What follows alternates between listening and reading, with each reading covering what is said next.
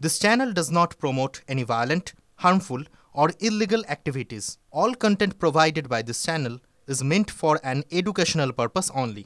TV9 বাংলায় স্বাগত আপনাদের সঙ্গে রয়েছে আমি শর্মিষ্ঠা। সন্ধ্যে 6টা মানে 6টা ব্রেকিং নিউজের দিকে নজর রাখার পালা। সময় ফার্স্ট ব্রেকিং এর। এসআইআর আবহে ফের বাংলাদেশের হদিশ। ভারত আর বাংলাদেশ অনুপ্রবেশকারীর হাতে দুই দেশেরই ভোটার কার্ড। 2019 থেকে এদেশে ভোটও দিচ্ছেন বাংলাদেশি। ভোটার কার্ড ছাড়াও অন্যান্য নথি জোগাড় করে জগদলে বাস বাংলাদেশের। ঘুরপথে সীমান্ত পেরিয়ে এদেশে TV9 বাংলায় স্বীকারোক্তি বাংলাদেশের এসআইআর এর ফর্ম পূরণ করে ফেলেছেন ওই অনুপ্রবেশকারী। এবার সময় সেকেন্ড ব্রেকিং নিউজের দিকে নজর রাখার। এসআইআর নিয়ে আতঙ্কে গায়ে আগুন লাগিয়ে আত্মহত্যার অভিযোগ পূর্ব বর্ধমানে ভাতারে। মৃতের পরিবারের দাবি এসআইআর এর ফর্ম পূরণ করা নিয়ে আতঙ্কে ভুগছিলেন মস্তুরা খাতুন। ফর্ম বিলি করা হয়েছিল এবং তিনি ফর্ম ফিল আপও করে নিয়েছিলেন। সরকারি প্রকল্পের সুযোগ সুবিধা থেকে বঞ্চিত হতে পারেন এই আশঙ্কায় ভুগছিলেন ওই মহিলা। পরিবার বুঝিয়ে তাকে ফর্ম ফিল আপ করা, এরপরই গায়ে আগুন দিয়ে আত্মহত্যা করেন। এবার সময় থার্ড ব্রেকিং নিউজের দিকে নজর রাখার। সুকান্তর মুখে ফের এনকাউন্টার, বুলডোজারের হুঁশিয়ারি। বিজেপির সরকার এলে তোলাবাজদের ঘরে বুলডোজার চলবে। যারা মহিলাদের ইজ্জত নিয়ে ছেলে খেলা করবে তাদের এনকাউন্টার হবে। পরিবর্তন যাত্রা থেকে হুঙ্কার সুকান্ত মজুমদারের। এবার ফোর্থ ব্রেকিং নিউজ প্লে করতে বলবো পিসিআরকে। সোনারপুরে তৃণমূলের গোষ্ঠী কোন্দল। দলের পঞ্চায়েত প্রধান উপপ্রধানকে ঘিরে বিক্ষোভ তৃণমূলেরই দুই পঞ্চায়েত সদস্যের। উঠছে হেনস্থার অভিযোগ। সোশ্যাল মিডিয়ায় সেই ভিডিও এখন ভাইরাল হয়েছে। এবার সময় ফিফথ ব্রেকিং নিউজের দিকে নজর রাখার। ত্রিমুখী জটে দিশেহারা এসএসসি নিয়োগ পরীক্ষার ভবিষ্যৎ নিয়ে সংশয় দেখা দিয়েছে। অভিজ্ঞতার 10 নম্বর বাদ নিয়ে 90 নম্বরের নতুন পরীক্ষার দাবি। ফ্রেশারদের নতুন পরীক্ষার দাবি নিয়ে হাইকোর্টে শুনানি রয়েছে সোমবার। 2016 সালের ওয়েটিং লিস্টে থাকা প্রার্থীরাও হাইকোর্টের দরজায়। বয়সে ছাড় দিয়ে পরীক্ষায় বসার দাবি 2016 চাকরি প্রার্থীদের।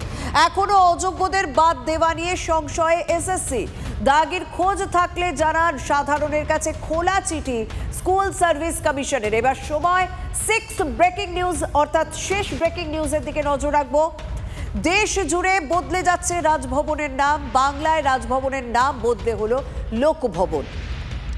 রাজভবনের নাম পরিবর্তনের প্রস্তাব নিয়ে আলোচনা চলছিল। কেন্দ্রের অনুমোদন মিলতেই আনুষ্ঠানিকভাবে ঘোষণা হয়ে গেল রাজভবনের নাম এই বাংলায় হতে চলেছে লোকভবন।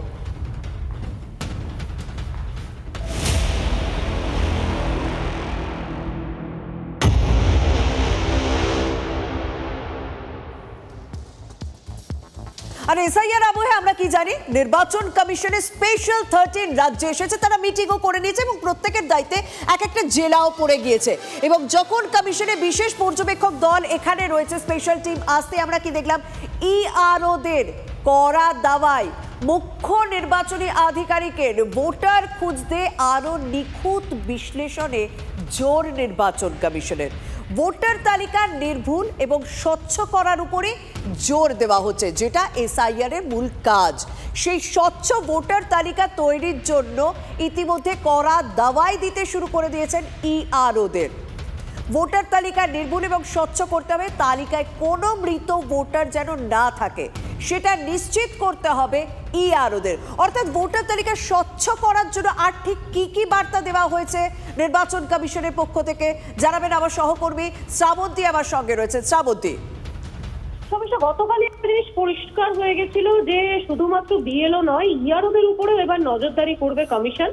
এবং সেই অনুযায়ী ইআরওদের সঙ্গে আজকের এই স্পেশাল অবজারভার সহ যারা এই রোল রিভাইজার রয়েছেন তারা পর্যন্ত এসে বৈঠক করেছেন এবং স্পষ্ট করে নির্দেশ দেওয়া হয়েছে যে মৃত ভোটার খুঁজতে আরো নিখুঁতভাবে বিশ্লেষণ করা দরকার রয়েছে। একই সঙ্গে ভোটার তালিকা যাতে নির্ভুল এবং স্বচ্ছ থাকে সেটা দেখতে হবে গুরু দায়িত্ব নিয়ে। প্রত্যেকটি বিধানসভার ইআরও যারা থাকবেন তাদেরকে একটা সার্টিফিকেট দিতে হবে বিধানসভার খসড়া তালিকায়, যাতে কোনো মৃত ভোটারের নাম নেই, যাদের নাম রয়েছে তারাই মৃত, এরকম একটা শেষ পর্যন্ত ডিফাইন করতে হবে এই ইআরওকে। এবং মৃত ভোটার নিয়ে যাতে আর কোনো রকম রাজনৈতিক ভাবে কোনো প্রতিক্রিয়া না আসে, কারণ প্রত্যেক বাড়ি দেখা যায় অর্থাৎ অবৈধভাবে যাদের কারোর নাম এই ভোটার তালিকায় না থাকে এটা তো অবশ্যই রয়েছে, তার উপর বিশেষ করে জোর দেওয়া হচ্ছে মৃত ভোটারের নাম যেন এই এসআইআর এর পর যে তালিকা হতে চলেছে সেই তালিকায় না থাকে, সেটাই জোর দিচ্ছে নির্বাচন কমিশন। আমার সঙ্গে রয়েছেন এই মুহূর্তে বিজেপি নেতা জগন্নাথ চট্টোপাধ্যায়। জগন্নাথ দা, আপনারা এই বিষয়টাকে কিভাবে দেখবেন? শুধুমাত্র অবৈধ নয়, মৃত ভোটারের নামও থাকবে না, আর কি একেবারে নির্ভুল তার উপর জোর দেওয়া, যেটাই মূলত প্রধান কাজ এসআইআর এর। এসআইআর তো মূল উদ্দেশ্য ছিল সেটাই, কিন্তু এসআইআর প্রক্রিয়ায় ফর্ম সংগ্রহ করা পর্যন্ত প্রক্রিয়াটি ঠিকমতো চলছিল। যে মুহূর্তে বিএলওদের কাছে এনুমারেশন ফর্ম জমা পড়লো, সঙ্গে সঙ্গে এই যে তৃণমূলী তন্ত্র তারা ঝাঁপিয়ে পড়লো। এই তৃণমূলী তন্ত্রের মধ্যে তাদের একটি উপদেষ্টা সংস্থা আছে এবং নিচের স্তরের সরকারি কর্মচারীদের একাংশ আছে, যাদের অধিকাংশ সঠিকভাবে কাজ করতে চাইলেও ভয়ে তাদেরকে শেষ পর্যন্ত বাধ্য করা হলো ভুল এনুমারেশন ফর্ম লিঙ্কিং করার জন্য। এএসডি অর্থাৎ অ্যাবসেন্টি শিফটেড ডেড ভোটারের ক্ষেত্রে যে রেজিস্টার তারা মেনটেন করছিল বিএলওরা, সেই রেজিস্টার থেকেও ডেড বললে চিহ্নিত করে দেওয়াদের মধ্যে থেকে অনেকের এনুমারেশন ফর্ম ফিল আপ হলো। এই বিষয়টি আমাদের সামনে আসার পরেতেই আমরা নির্বাচন কমিশনের কাছে বলেছিলাম, কারণ ভোটার লিস্টের দায়িত্ব নির্বাচন কমিশনের। এই কাজ এসআইআর যখন চলছে নির্বাচন কমিশনকেই করতে হবে, এই কাজ নির্বাচন কমিশনকে করতে হবে বলেই সে কারণে ইআরওদের নির্দেশ দেওয়া হচ্ছে। আপাতত আপনাকে ধন্যবাদ। আমার সঙ্গে রয়েছেন তৃণমূল কংগ্রেস নেতা অরূপ চক্রবর্তী। আপনি শুনেন জগন্নাথ চট্টোপাধ্যায় তিনি স্পেসিফিক অভিযোগ করছেন, যখন এসআইআর এর প্রধান কাজই হচ্ছে নির্ভুল তালিকা করা, যখনই সে কাজ শুরু হলো তখনই তৃণমূলের পক্ষ থেকে মৃত ভোটারদের নাম যাতে বাদ না যায় সেই কারণে কোথাও একটা জোর দেওয়া হচ্ছিল বিএলওদের। সেই কারণে নির্বাচন কমিশনের পক্ষ থেকে ইআরওদের নির্দেশ দেওয়া প্রয়োজনীয়তা হয়েছে বলে বিজেপি অভিযোগ করছে, তাদের দাবি। কি বলবেন আপনি? বিজেপির ভোট চুরির খুব পরিচিত কৌশল হচ্ছে জীবিত ভোটারকে মৃত বলে বাদ দিয়ে দেওয়া। যেই প্র্যাকটিস আমরা বিহারে দেখেছি, বিহারে যারা জীবিত মানুষ তাদের নাম ডেড বলে বাদ দিয়ে দিয়েছিল বিহারের এসআইআর। সেই জীবিত লোকগুলো তারা বিরোধী দলের নেতাদের কাছে গেছিলেন, তারা সুপ্রিম কোর্টে গেছেন, তারা নির্বাচন কমিশনে গিয়ে ডেপুটেশন দিয়ে বলেছেন যে আমরা তো বেঁচে রয়েছি, কিন্তু আপনারা বলে দিয়েছেন আমরা মরে গেছি, তাহলে আমাদের ডেথ সার্টিফিকেট দিয়ে দিন। এখানে এই একই প্র্যাকটিস করতে চেয়েছিল বিজেপি। এখানে আমাদের বিএলএ-2রা বিএলওর সাথে সারাক্ষণ থেকে কাউন্টার মনিটরিং করে এই অসভ্য প্র্যাকটিসকে রুখে দিয়েছেন। কোনো মানুষ মৃত কিনা সেই সিদ্ধান্ত একমাত্র নেবেন তার পরিবারের মানুষ। তার পরিবারের কনসেন্ট ছাড়া, তার পরিবার যদি ডেথ সার্টিফিকেট প্রোভাইড না করে, যাকে তাকে আপনি মৃত বলে ঘোষণা করতে পারেন না। এই প্র্যাকটিসটা বিহারে করে সফল হয়েছিল বিজেপি। ওরা ভেবেছিল একইভাবে বাংলায়ও ভোট চুরি করবে, কিন্তু বাংলার মানুষ, বাংলার তৃণমূলের কর্মীরা, বিএলএরা ওদের ভোট চুরি রুখে দিয়েছে, তাই এত গাত্রদাহ।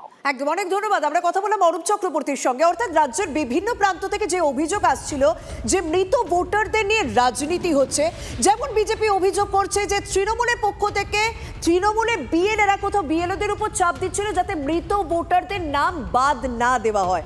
সেক্ষেত্রে ভুলভাল পদ্ধতিতে কোথাও একটা এনুমারেশন ফর্ম তাদের নামে লিঙ্ক করে দেওয়ার চেষ্টা হচ্ছে। যদিও তৃণমূল পাল্টা অভিযোগ করছেন যে বিজেপির কাজ হচ্ছে জীবিতদের মৃত বানিয়ে দেওয়া।